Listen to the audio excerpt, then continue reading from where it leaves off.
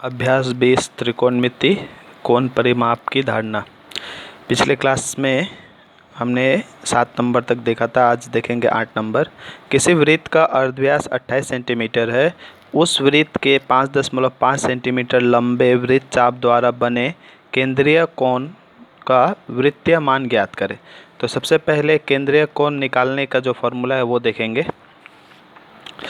तो r इकाई लंबाई के अर्धव्यास के s इकाई की लंबाई वाले चाप द्वारा केंद्र पर बने कोण का वृत्तीय मान थीटा होने से मान लेते हैं हम कि जो अर्धव्यास है वो उसका जो लंबाई है वो r इकाई है और जो चाप है वृत्त चाप जो है वो s है और उस पर जो कोण बन रहा है वो मान लेते हैं हम थीटा है। तो इसका जो फॉर्मूला है वो होता है s equal to R theta, s equal to R theta. तो इस प्रश्न में हमें अर्धव्यास दिया हुआ है, अर्धव्यास यानी r, तो अर्धव्यास दिया हुआ है 28 सेंटीमीटर और वृत्त के 5.5 सेंटीमीटर लंबे वृत्तचाप यानी s दिया हुआ है 5.5।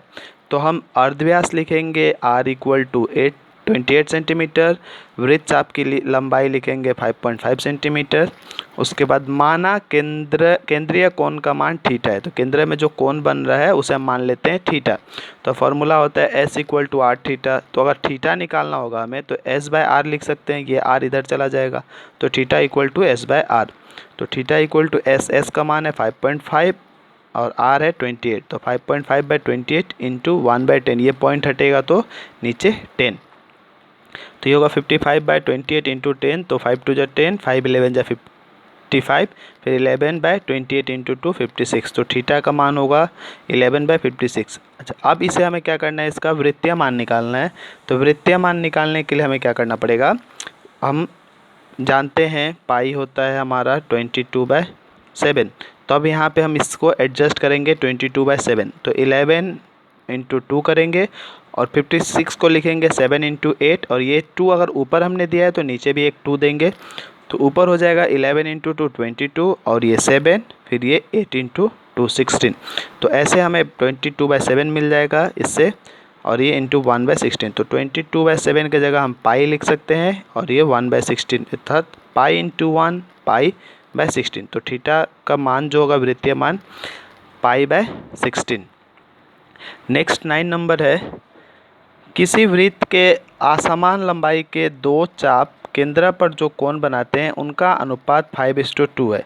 तो जो दो कोण बना रहे हैं उन दोनों कोणों का अनुपात 5:10 है एवं 30 डिग्री होने से प्रथम कोण का षष्टिक व वृत्तीय मान। तो एक कोण, ये दोनों जो अनुपात है उसमें एक कोण का मान 30 डिग्री दिया है, तो पहला जो कोण था उसका षष्टिक और वृत्तीय मान ज्ञात करें, अर्थात दूसरा कोण 30 डिग्री दिया हुआ है।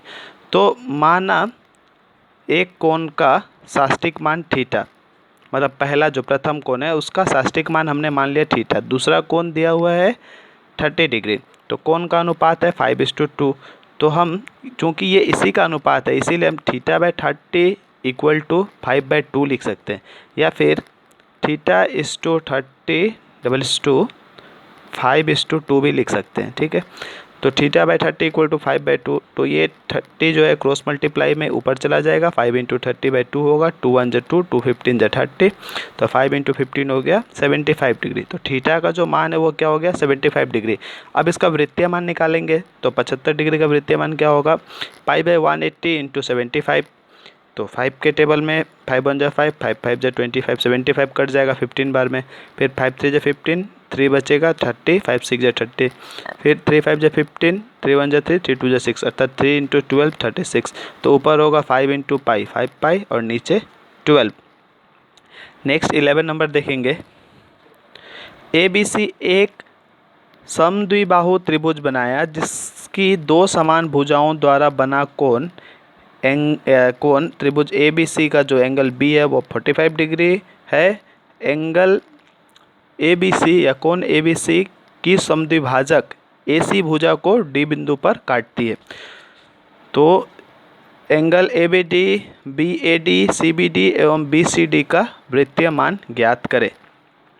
तो सबसे पहले हम क्या करेंगे, ABC, ये ABC एक त्रिभुज बनाएंगे हम, A यहाँ B देंगे और C। फिर ए सी पर क्या देंगे हम, इसका लंब डालेंगे डी बिंदु पर, बी से ए सी भुजा पर लंब डालेंगे, जैसा प्रश्न में बोला गया है कि समद्विभाजक ए सी भुजा को, तो इस कोण का समद्विभाजक जो एंगल बी है उसका समद्विभाजक क्या है, ये ए डी रेखा है, तो इसको समद्विभाजक करेंगे। ये एंगल बी 45 डिग्री दिया हुआ है।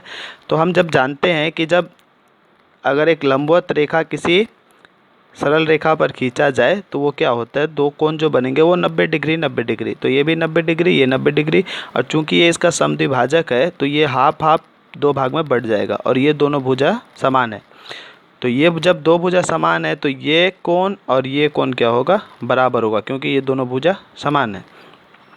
तो एंगल ए बी डी, अब एंगल ए बी डी यहाँ से यहाँ तक ये पूरा 45 था, तो आधा होगा 45/2, तो एंगल ए बी डी 45/2, और 45/2 को अगर हम वृत्तीय मान निकालेंगे तो π/180 से गुना करेंगे, तो π/180 इंटू 45/2, तो 45 1 जा 45, 45 के टेबल में 4 बार में 180 आएगा, तो होगा π/4 2 जा 8। तो इस एंगल का जो वृत्तीय मान होगा वो होगा π/8। तो जब इस एंगल यानी ए बी डी का π/8 है तो सी बी डी, तो सी बी डी मतलब सी बी डी इसका भी π/8 होगा, क्योंकि दोनों एंगल समान है, तो सी बी डी भी π/8। अच्छा, अब ये एंगल क्या होगा, हम जानते हैं कि एक त्रिभुज जो होता है, ये एक त्रिभुज बन गया, ये पूरा मिला के होता है 180 डिग्री, तो ये 90 डिग्री हो गया, ये 22.5 या 22.5 डिग्री हो गया, तो ये प्लस ये और ये मिलकर 180 डिग्री होना चाहिए।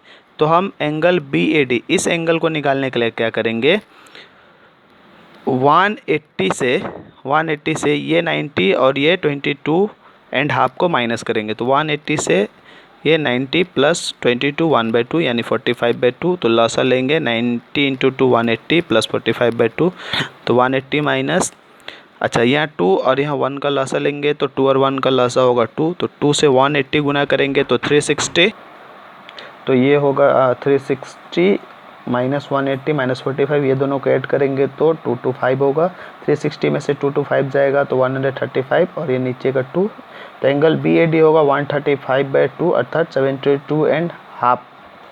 तो अब इसका वृत्तीय मान निकालेंगे तो क्या होगा, 135/2 डिग्री को अगर हम वृत्तीय मान निकालेंगे तो π/180 से गुना करेंगे 135/2, तो ये कटेगा 9 के टेबल में, 9 2 जा 18, 9 0 जा 0, 9 1 जा 9, 9 5 जा 45, फिर 5 4 जा 20, 5 3 जा 15, और ये बचेगा 4 और 2 और इधर बचेगा 3, तो 3 इंटू पाई हो गया 3π/8, अर्थात एंगल बी ए डी ये वाला एंगल ये है हमारा 72.5 डिग्री जो है, इसका अगर वृत्तीय मान निकालेंगे तो वृत्तीय मान क्या होगा 3π/8, तो इसका वृत्तीय मान होगा 3π/8, चूँकि ये दोनों रेखा समान है, हाँ, तो इसलिए ये अगर 3π/8 है तो ये भी 3π/8 होगा, और ये 22.5 का जो वृत्तीय मान आया है π/8, तो इसका भी क्या होगा π/8। तो ऐसे करके हमारा 11 नंबर सॉल्व हुआ।